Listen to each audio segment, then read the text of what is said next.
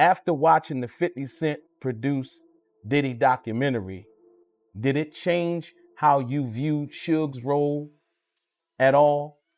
And people alleging that he was involved with Tupac's death? Absolutely. Sometimes you get away with stuff, and you, like when you hear the song on the I put $1 billion on your head. Real kid, like you know, like and don't nobody want to kill nobody, and really don't let nobody know. I mean, it's all f***ed up. It was a setup. It was This is a massive update, my everyone. brother. I feel according to 50 Cent, the FBI wasn't just keeping tabs on Sean Diddy Combs for his current activities. They were quietly investigating him for something far darker. Evidence now points directly to the murders of Tupac Shakur and the infamous Biggie Smalls. In this video, we'll break down the latest revelations from those closest to the case, including Diddy's allies Kirk Burroughs and Gene Deal, as well as Tupac's own family, his brother Mop, and cousin Jamala, who were deeply connected to the events. Tupac and Biggie were once close friends, rising stars who reshaped hip-hop, yet both were murdered at the peak of their fame, just 6 months apart. Now, key insiders are finally speaking out. Tupac's cousin, former Bad Boy artist Mark Curry, ex-LAPD Detective Greg Kading, and even a former Crips member reveal pieces of the same story. Tupac's death was orchestrated. Kirk Burroughs, co-founder of Bad Boy Entertainment, claims Diddy was behind the shooting that tragically ended Tupac's life. For years, no charges were filed, and the case became an urban legend, inspiring documentaries and countless think pieces.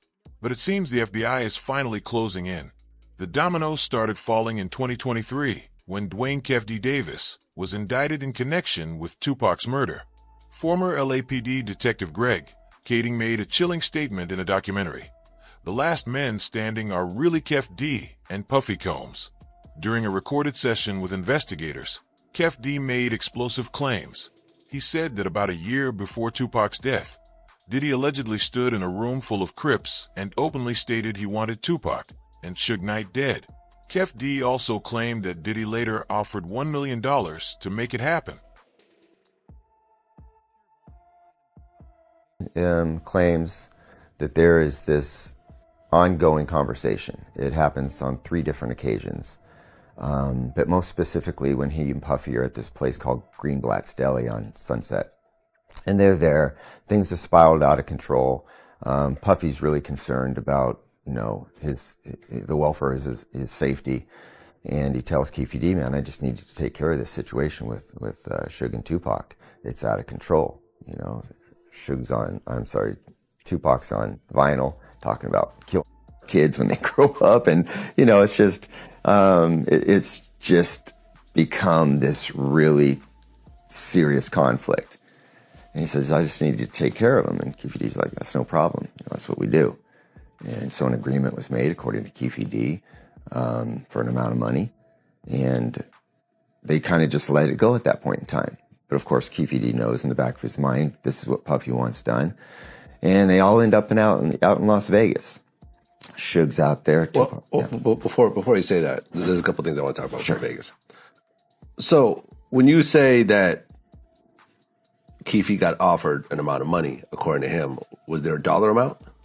Yeah, so there was a dollar amount. But I think that, you know, the nuances of this conversation are that, like, man, I'll give you $1 million, whatever it takes. You know, it's like exaggerated speech. But of course, when we interview Keefe D, he's like, yeah, that's what the agreement amount was, $1 million. So according to Keefe, he's claiming that Puffy offered him $1 million to Suge or Tupac? Both or of them. Both. Yeah, both their names came up. And according to Keefe D, he says, you know, Tupac's put himself on the list. Shocking new details. Kef D spoke about a gun hidden in a car connected to Eric Von Zip Martin, a powerful figure with close ties to Diddy. Tupac's brother even stated that if Von Zip provided the weapon to Kef D, right? How do you feel then about the both rumor Von that Zip Puffy and Diddy should have been under FBI investigation? Guy named Eric Von Zip a check for $1 million to give to Keefe D to kill Tupac. I'm familiar with the story. I'm familiar with the dude. My man Big Psych, rest in peace, used to know that dude. So you met Von Zip before. So how does that make you feel, man? Somebody that you met, and I'm sure that he knew that she was Tupac's brother. How does that make you feel knowing that he's the one that provided Keefe D with the gun to Tupac? I mean, it's all f***ed up. It was a setup. It was a plot to my brother. I feel f***ed up about it. I don't know that nigga, but I ain't got no love for none of them. You know, straight up. It sounds like a typical plot. See, but considering who that guy is to Puffy and to Keefe D, for it not to be addressed is weird. We will see. Burroughs' journals are now at the forefront of the investigation. Just days before Tupac's murder, he documented that Diddy asked him to rent cars to drive from New York to Las Vegas for the fight. The request was unusual. Flying would have been far easier, but Burroughs followed orders and meticulously recorded every detail: dates, costs, and routes. These handwritten notes are now featured in the documentary, and it seems the FBI may be using them as key evidence in their investigation of Diddy. Security, Gene Deal, who was there to secure Puff, all the other warnings that we got that we needed more security, the snafu in the business world came in like this. You have a budget for everything that you do. The budget for Big in LA for the awards show ended that Friday night, Saturday morning, when a new budget started to get him from LA to London, where he would be taken care of with security, his friends, and everyone that he wanted to be with him in the style that he was accustomed to handle the press junket. When that didn't happen, that budget was never opened. The budget for LA ended, and there was a great need for security that Saturday night, and he was out without that security. The beef up. And we lost him. And in that decision, what it put us in, that decision put us in the worst situation that we could have ever been in. We lost our number one talent. We're on a West Coast where we're surrounded by enemies who told us not to be here. We really shouldn't have been there, but we were. Now we have to get out of it. Just after midnight, Biggie left the party. At a red light, a car pulled up beside him, and shots rang out. He was hit multiple times and later pronounced dead. He was only 24. After his death, strange events began to unfold. Reports suggested Biggie was planning to leave Bad Boy Records, and legal battles over his publishing rights soon followed. Instead of Biggie being remembered, Diddy appeared on the covers of major magazines. Just 2 months later, Diddy released I'll Be Missing You, which became a global hit, followed by his debut album, which went multi-platinum. Years later, Diddy even admitted that Biggie's death had boosted his fame, a revelation that raised plenty of eyebrows. But the pattern didn't stop there. Over the years, several people close to Diddy reportedly fell ill, were silenced, or died unexpectedly. Allegations surfaced, lawsuits were filed, and stories emerged only to vanish soon after. Now Gene Deal, a longtime Bad Boy insider and former head of security, says the upcoming Kef D trial could change everything. According to Gene, Kef D's defense is clear-cut. He claims that Tupac's murder ultimately traces back to Diddy. There's no physical evidence that Keefe D or has something to do with Pac's death.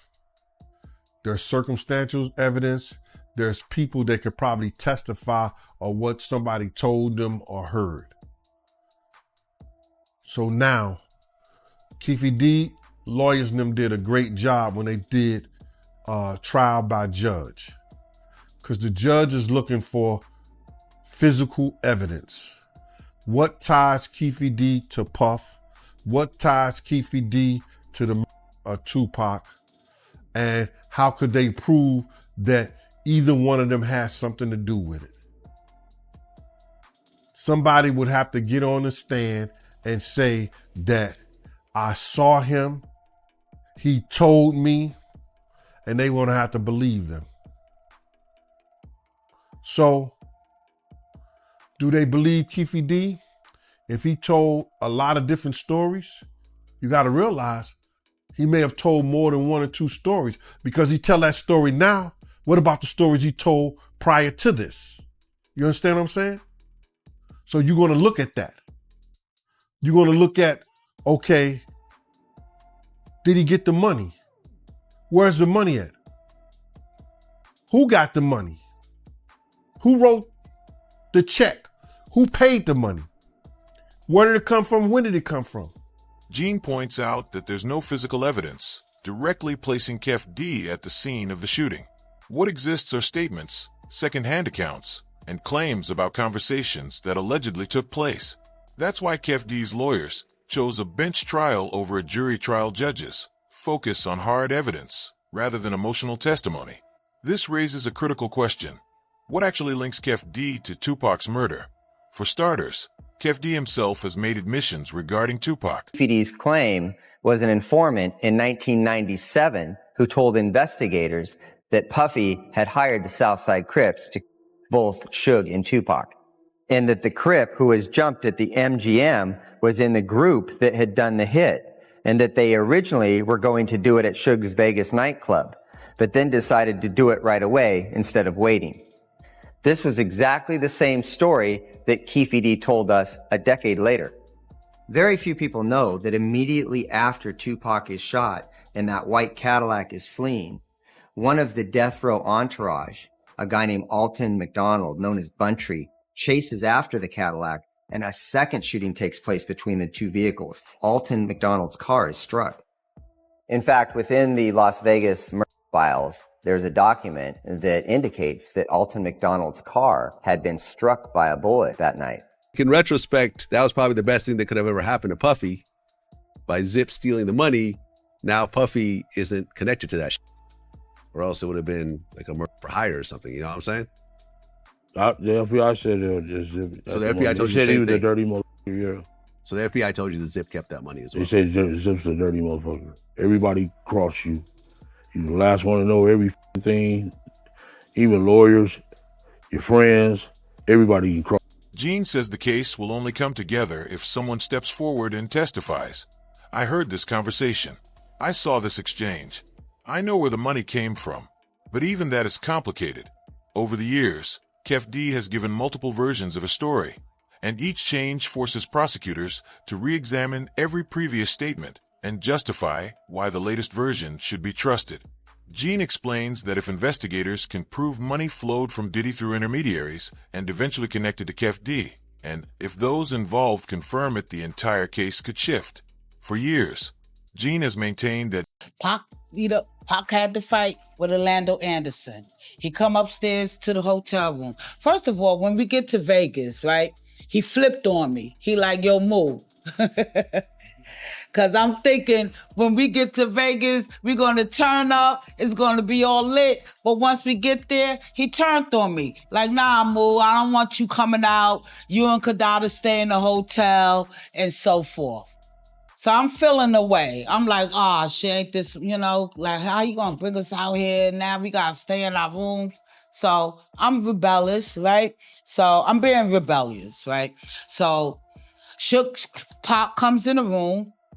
He's talking about how he just knocked out some dude. I don't know who the dude is. I didn't know later that this is Orlando Anderson, the head of the Crip and all this crap. You know what I mean? So when Pop come in the room talking about it, I'm like, oh, word, say word, Pop. So he changed. That's when he changed from the orange button-up shirt that he had on, and he put on the green, like, basketball jersey type of shirt, right? So at this point, he's looking for the outlaws. He don't know where they at. And he's telling me and Kadada to chill in the room. That, everybody, they outside, they wilding. It's Robert Wayne time. And again, showing his protection for us, he recommend that we stay in the room. But I came out the room anyway and ran into Suge. And when I ran into Suge in the elevator, he in there with his girl, right? So I'm like, yo, Suge, I know you heard how Pop knocked out homie. And as soon as, before I could say homie, Suge gave me the silent, he put the finger on his lips to silent me. So that already gave me like, oh, let me tone it down a notch. Looking back, she believes Tupac may have been trying to protect her, silently signaling that danger was near. She recalls how he carried himself that night full of adrenaline, loud and intense, yet still protective. He instructed her and Kidada Jones to stay in the room. Kidada, his fiancée at the time, remained calm and composed, supporting him without adding to the chaos. Jamala confirmed what many had doubted for years. Tupac truly planned to marry Kidada. He dreamed of homes, family, business, ventures, a life beyond the shadow of death row. Tupac wanted out. He had a future in mind, one that stretched beyond the violence that surrounded him. This could be a week or two prior to us going to Vegas, right? So we in the kitchen and Pac is on the phone. I'm in the kitchen, Pac is in the kitchen. And the Outlaws, everybody's scattered throughout the house, but Pac is on the phone, and this is what I seen with my own eyes. And Pac is going bananas, yo. He's wilding out. He's cussing out Death Row. Whoever, he didn't say, he just on the phone with somebody from Death Row camp. And he's going bananas. And all I hear him saying and screaming out is his masters, his masters. Yo, my brother head was sweating. He had veins popping out his neck, his head. He was at 10. And at that moment, I was scared. You know why? Because I thought that death was coming to the house to knock us all out. You know what I mean? Because again, we're in California. We're around amongst people that we're not quite understanding their culture, their gang lifestyle and stuff. You know what I mean? Again, we're New Yorkers. I certainly don't understand it. So I was a little afraid, I must admit, and I thought that death was coming to the house to knock us all out, straight up. And so when you see Tupac on the phone, had you ever seen him like that before? No, not like that. Nope.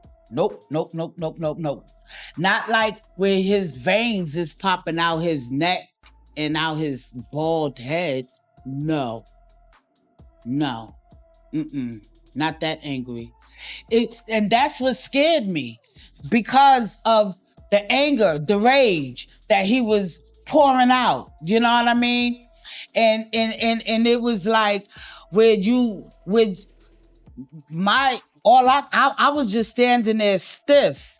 I didn't even want to walk past him while he's on the phone. It's like, let me just stand here until he get off the phone, because he was, like I said, he was at 10 and he was pissed off. Was Tupac targeted because he planned to leave Death Row and start a label to rival Bad Boy? It's a compelling theory, one even his own cousin seems to support. These aren't claims from outsiders chasing attention or money. They come from people who were actually close to the situation. Some of the most damning statements against Diddy, however, come from one of his former artists, Freddie Pete, who insists that Diddy played a direct role in Tupac's fate. He had something to do with Tupac. Anybody with common sense, no. Anybody with common sense, no. It's kind of like the John Gotti situations, right? So Gotti kept for so long, we knew who Gotti truly was. The Paul Castellano situation, that's his name, right? You know who took out the boss. Carmichael, I think that's his name, whatever. You know, but you can't prove it. We know of Puffy indiscretions. We knew he killed Tupac. It didn't make sense for nobody else to kill Tupac. And for so many years, so many people tried to spin the narrative and was saying it was Suge, but if you was in the streets, you knew it wasn't Suge. Because if you in the streets, you're gonna know somebody that knows somebody from that side who who's reputable, whose word that you can trust and honor. They're gonna spread the word. So we knew that it wasn't Suge because of what we heard Suge went through after. If you know, you know. Like, if you don't, you don't. So Suge basically was affected by the Tupac shit real bad. You get what I'm saying? And he loved him like a brother. And I don't really think Suge probably loved nobody else like he loved Tupac. And I'm gonna keep it real. That's the way it was brought back to me. From street inside a car in LA. So,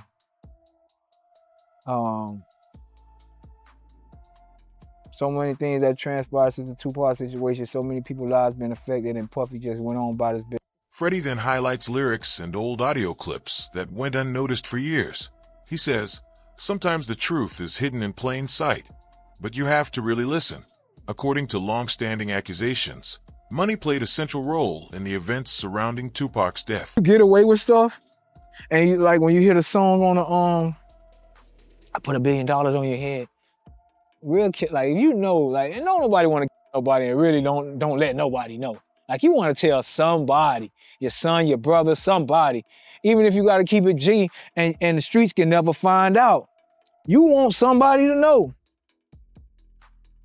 And when you hear the ad lib, you see it turned down, you had to turn it up and single it out, and you heard it. I put $1 million on your fucking head.